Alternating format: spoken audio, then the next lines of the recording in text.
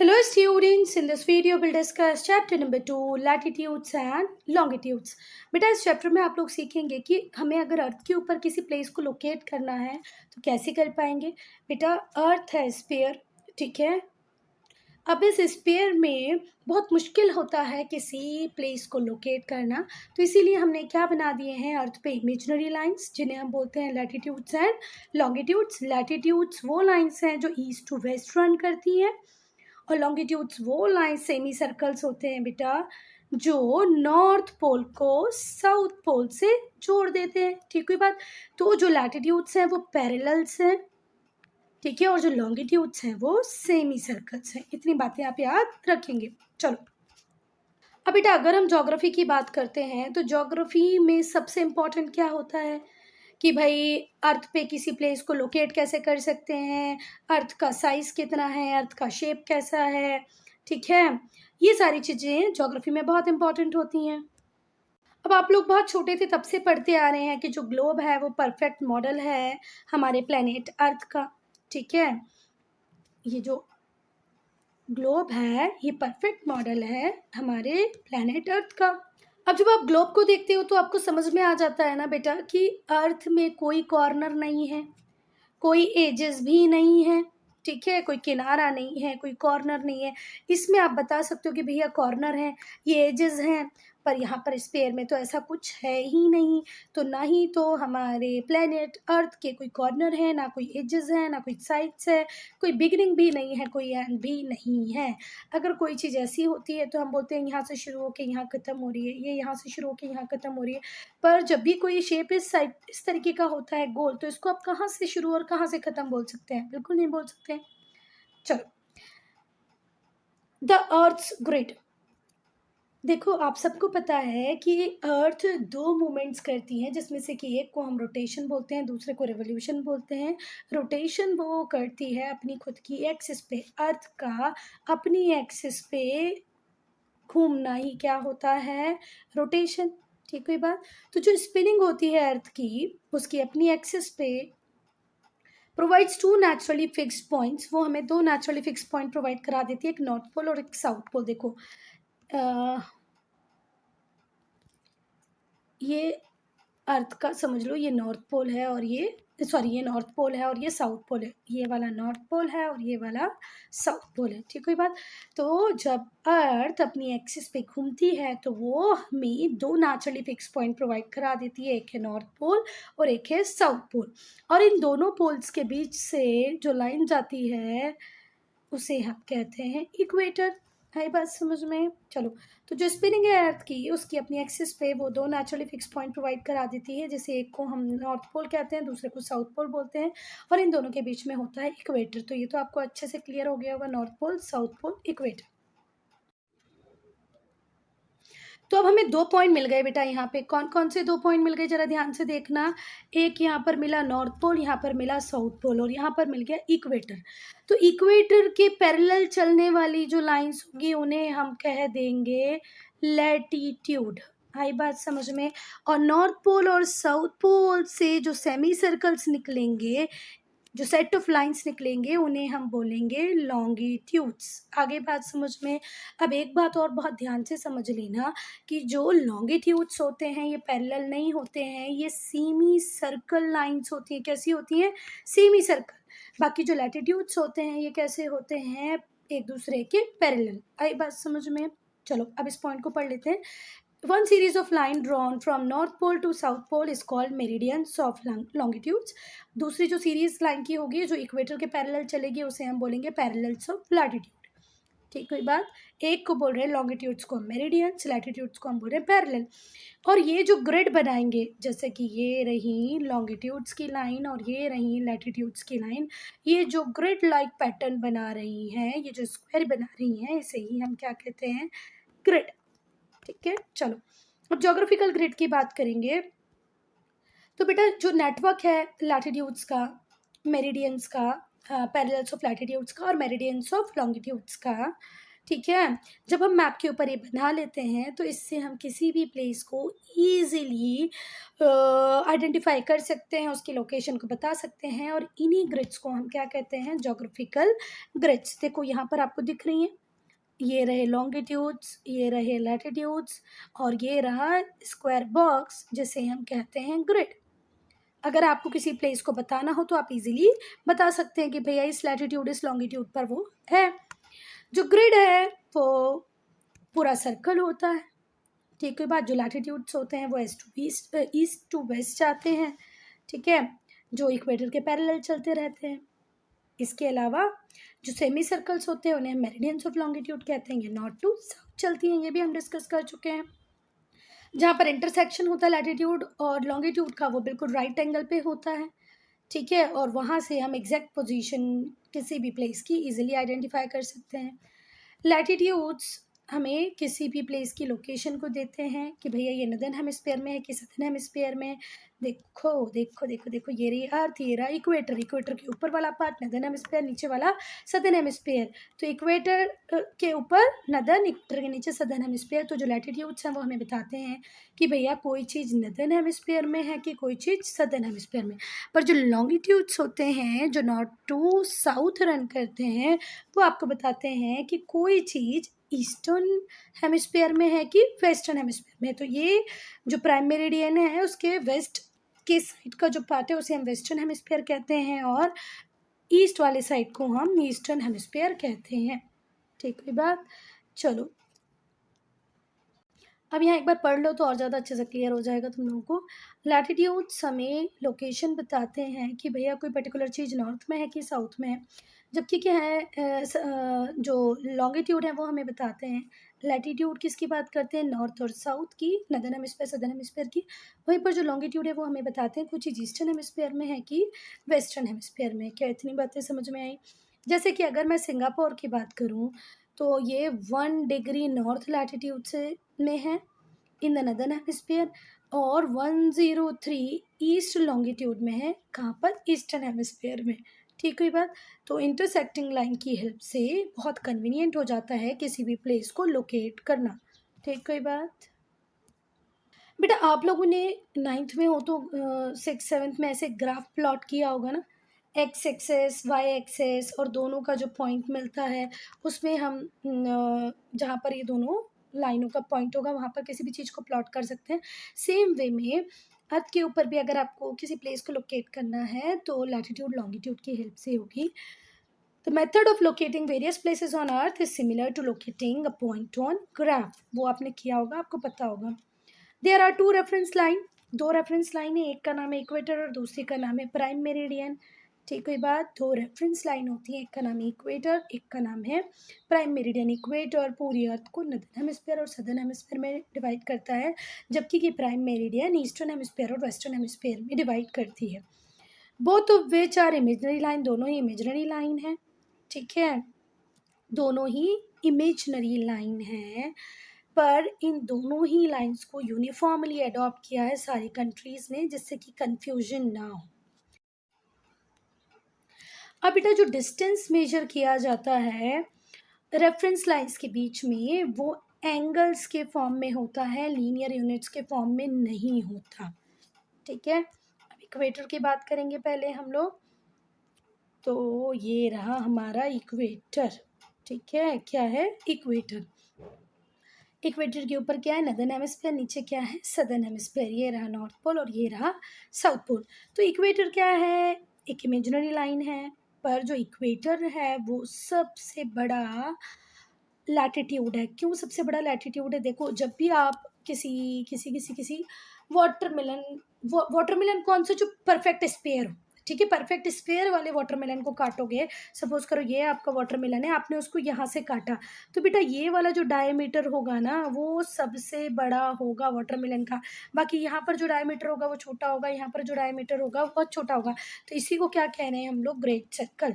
जो इक्वेटर है वो एक इमेजिनरी लाइन है, वो ग्रेट सर्कल है जो दोनों पोल्स के मिड में है, बीच में है।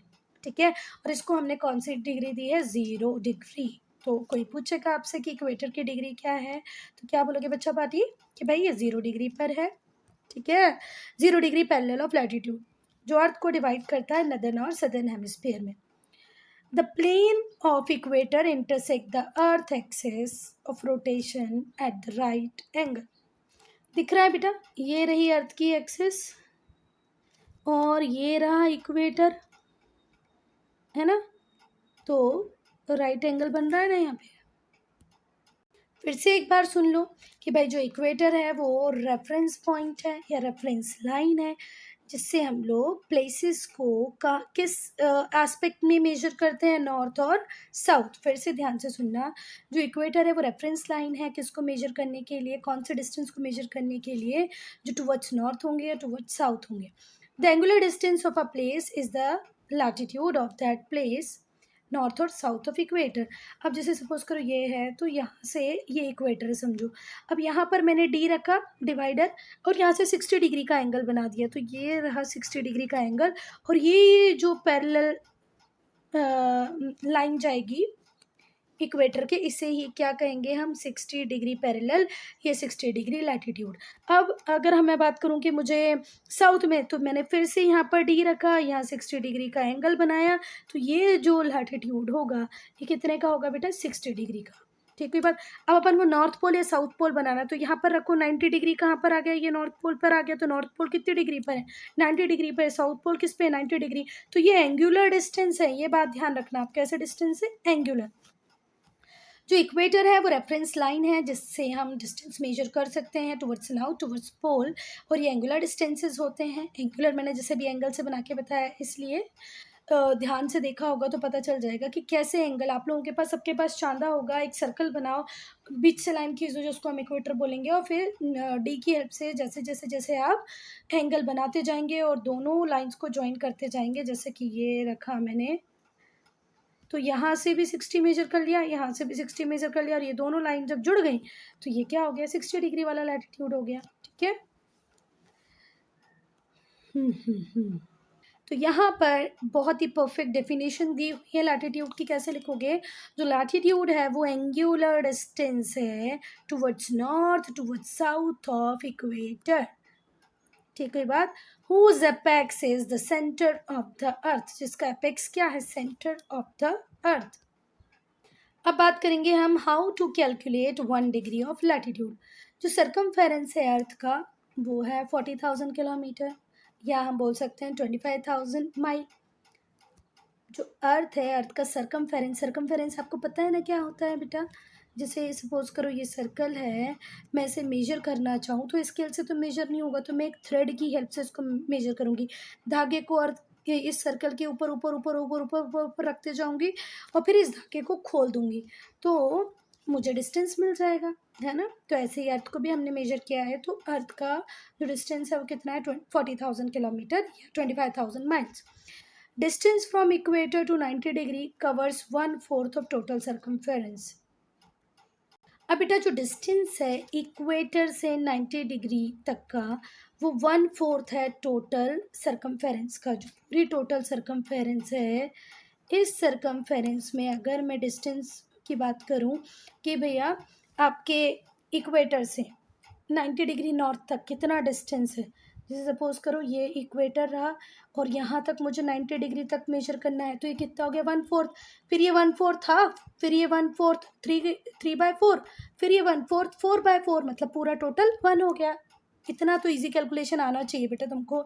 जैसे मैंने बोला अर्थ का पूरा सरकमफेरेंस बेटा ये यहाँ से स्टार्ट करके यहाँ तक 40,000 है। अब अगर हम इसको 4 पार्ट में डिवाइड कर दें कि भैया 0 डिग्री से यहाँ तक 90, ये 1/4 हो गया, ये 1/4 हो गया, ये 1/4, ये 1/4, तो मैं सीधे 40,000 को कितने से डिवाइड कर दूं भाई, 4 से डिवाइड कर दूं, है ना। तो इस पर्टिकुलर में जो डिस्टेंस है वो कितना आ जाएगा, 10,000। फिर ये 10,000, फिर ये 10,000 और ये 10,000, तो टोटल कितना आ जाएगा, 40,000।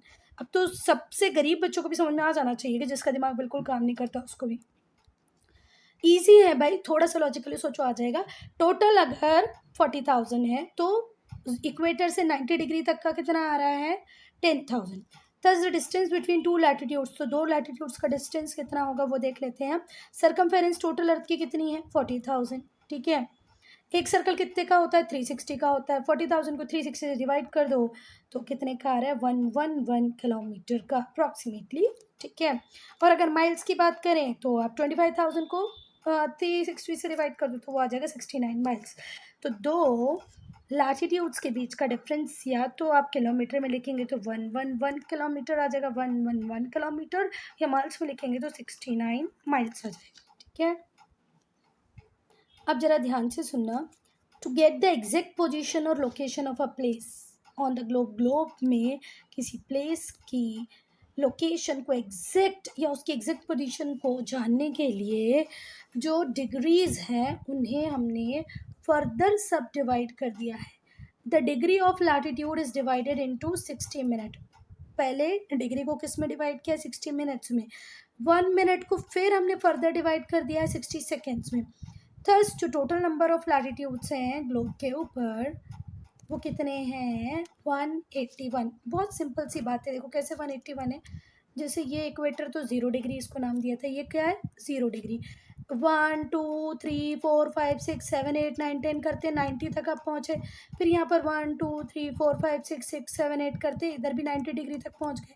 तो 90 लाइन यहाँ पर हो गई, 90 लाइन यहाँ पर हो गई, और ये एक इक्वेटर जिसको हमने 0 डिग्री नाम दिया था, तो प्लस ये 90 90 180 और ये 181।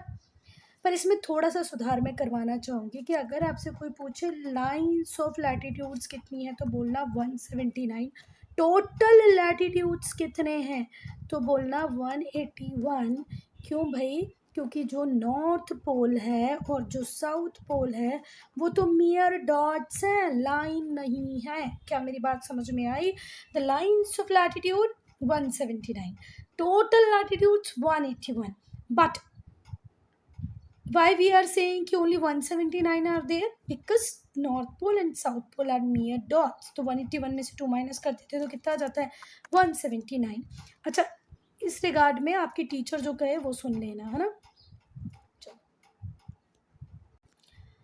अब हम बात करेंगे पैरेलल्स ऑफ लैटिट्यूड्स की। तो जो लाइंस हैं लैटिट्यूड की वो इमेजिनरी हैं, ये हम 6 बार बता चुके हैं, जो उन सारी जगहों को जोड़ती हैं जिनका सेम एंगुलर डिस्टेंस होता है। सपोज करो ये अर्थ है, ये यहाँ पर हमने डी रखा, यहाँ पर भी 60 आ रहा है, यहाँ पर भी 60 आ रहा है, अर्थ को और थोड़ा सा टर्न कर दिया, टर्न करने के बाद वहाँ पर भी 60 आ रहा है, यहाँ पर भी, तो ये जो 60 डिग्री होगा ये पूरे सेम 60 डिग्री को जोड़ता हुआ आएगा, है ना। जैसे ये यहाँ देखो, यहाँ इजीली समझ में आएगा। तो ये रहा 60 डिग्री, ये भी 60 डिग्री, ये भी 60 डिग्री, ये भी 60 डिग्री, मतलब ये पूरा जो सर्कल हो जाएगा वो कितने का ही होगा? हर जगह उसी पॉइंट को ज्वाइन करेगा जहाँ पर कितना एंगुलर डिस्टेंस आ रहा होगा? 60 डिग्री का। For example, the line of 60 degree north joins all places situated to an angular distance of 60 degree north on the equator. Equator से जहाँ जहाँ जहाँ 60 डिग्री का एंगुलर डिस्टेंस आ रहा होगा उस सबको ज्वाइन करेगी जो लाइन, उसे ही हम 60 डिग्री नॉर्थ लैटिट्यूड या 60 डिग्री साउथ लैटिट्यूड कहेंगे। नदर्न हेमिस्फीयर में आप मेजर कर रहे हैं तो नॉर्थ लिख देना, सदर्न हेमिस्फीयर में करें तो साउथ लिख देना। The latitudes run parallel to equator. जितने भी लैटिट्यूड्स हैं वो इक्वेटर के पैरेलल रन करते हैं। दिख रहे हैं क्या? ये रहा इक्वेटर, नहीं ये नहीं इक्वेटर, ये इक्वेटर, ये 0 डिग्री इक्वेटर, इसके पैरेलल ही ये सारे रन कर रहे हैं।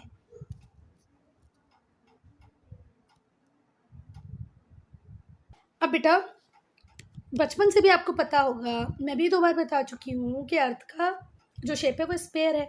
तो बेटा जो लैटिट्यूड्स होते हैं ये फुल सर्कल होते हैं, यहाँ से चले वापस लौट के ये पूरा सर्कल बनाते हैं, ठीक हुई बात। पर इनकी जो लेंथ है वो डिक्रीज होती जाती है। अब मेरे को बात बताओ कि ये वाला जो लैटिट्यूड है क्या इस लैटिट्यूड के बराबर है? बिल्कुल नहीं। जैसे जैसे आप पोल्स की तरफ जाते हो वैसे वैसे जो लेंथ होती है लैटिट्यूड्स की वो कम कम और कम होती जाती है, और जो नॉर्थ और पोल होते हैं वो जस्ट पॉइंट रह जाते हैं। क्या रह जाते हैं? मियर डॉट्स। ये देखो दिख भी रहा है इसमें, ये 90 डिग्री एक डॉट की तरह दिख रहा है ना, ये दिख रहा होगा, देखो इसको और थोड़ा सा बड़ा कर दी, ये देखो ये डॉट की तरह ही दिख रहा है ना, बस। चलो अब एक बात और जो बहुत ज़रूरी जानने की है वो से देख लो, सुन लो और समझ भी लो कि हमें पता है कि जो हमारी अर्थ है वो स्लाइटली फ्लैटेंड है पोल से थोड़ी सी फ्लैट है ऑरेंज की तरह।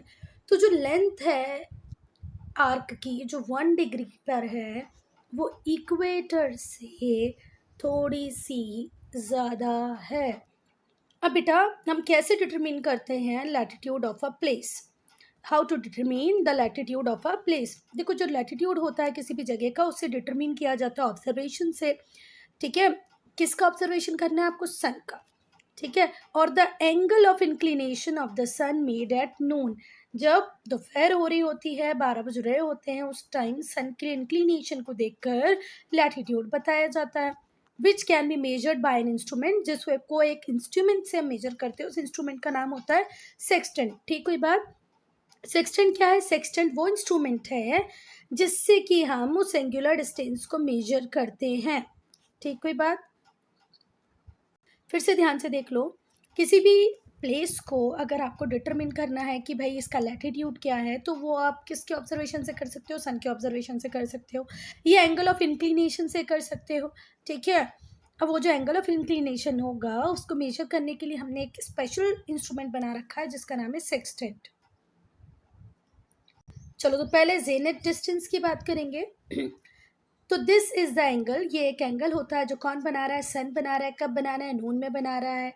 विद द जीनेथ, जीनेथ बोले तो highest point, the point in the sky vertically above the observer, observer के बिल्कुल अबव।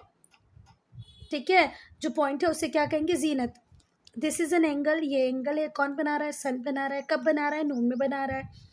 विद द जीनियत, ये जो पॉइंट है जीनियत, ये कौन सा पॉइंट है बेटा? वर्टिकली अबव द ऑब्जर्वर, जहां ऑब्जर्वर खड़ा है बिल्कुल उसके सर के ऊपर। नेक्स्ट है डिक्लाइनेशन ऑफ द सन। ये जो एंगल होता है ये सन बनाता है नॉर्थ और साउथ में, किसके? इक्वेटर के, ऑन अ पर्टिकुलर डे। जो लैटिट्यूड होता है सन का वो डिफरेंट लैटिट्यूड्स पे अलग अलग होता है, डिफरेंट डेट्स पे अलग अलग होता है। Details of this from day to day are given in a book called almanac. इनकी जो डिटेल्स है वो किस बुक में दी गई है? एल्मेनाक में। नेक्स्ट है by observation of pole star. जो पोल स्टार है वो हमें हेल्प करता है लैटिट्यूड्स को डिटरमिन करने के लिए, जो कि कहाँ पर लोकेटेड है? नॉर्थ में। पोल स्टार नॉर्थ पोल के बिल्कुल ऊपर है ना, गैलेक्सी में नॉर्थ पोल के बिल्कुल ऊपर क्या है? नॉर्थ स्टार है। If one look at the star through the telescope, अगर हम टेलीस्कोप की हेल्प से स्टार को देखते हैं तो जो एंगल बना रहा होता है telescope with the horizon line will give the altitude of the polar star. This altitude is equals to the latitude of the place.